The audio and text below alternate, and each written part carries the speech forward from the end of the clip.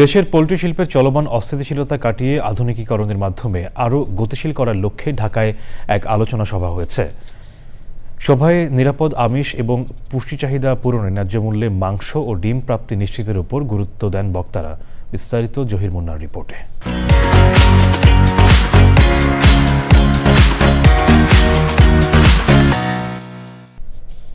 দেশের মানুষের আমিষ চাহিদার অন্যতম প্রধান উৎস পোল্ট্রি খাত। এই খাতকে কি করে আরও আধুনিক ও টেকসই করা যায় তা নিয়েই এই আলোচনা সভা।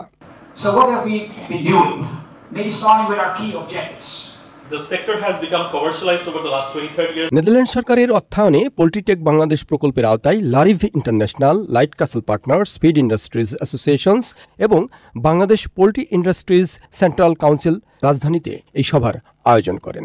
Poultry sector development improvement is here. We have to think how we can sustainable poultry farming practice.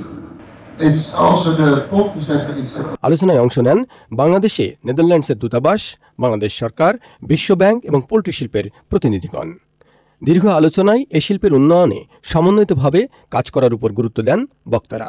প্রান্তিক খামারি যে 2000 মুরগি পালছে তাকে যদি 10,000 মুরগি পালনের সুযোগ দেন, তাদেরকে বাঁচিয়ে রাখার একমাত্র উপায় হচ্ছে তাদের অভিজ্ঞতাকে কাজে লাগিয়ে তাদেরকে বড় করার সুযোগ দিতে হবে। ডিমের বর্তমান বাজার দরে বিশ্ব বাজার পরিস্থিতির প্রভাব আছে বলেও মন্তব্য করেন সংশ্লিষ্টরা। ডলারের দাম যদি 86 টাকা থেকে 123 টাকা হয়, তাহলে এমনি 40% দাম বেড়ে যাবে। এটা আরও কিছু করার নেই, এই মিনিমাম এই দামটা বাড়বেই। এটা হলো প্রথম ইস্যু।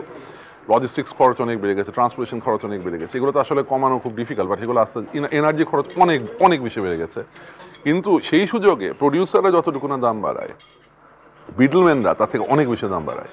এবং 7টা হাত যদি একটা চ্যানেলের ভিতরে থাকে, তখন আপনি প্রতিটা হাতে যদি 20 পয়সা করে দেন, তাহলে তো 1 টাকা 40 পয়সা এখানেই বেড়ে গেল। এই শিল্পকে টিকিয়ে রেখে উন্নয়নের গতি আগামীতে আরও বৃদ্ধি করতে হলে প্রয়োজন ক্ষুদ্র উদ্যোক্তাদেরকে সম্পৃক্ত করার। Zahir Munna, channel I, Dhaka.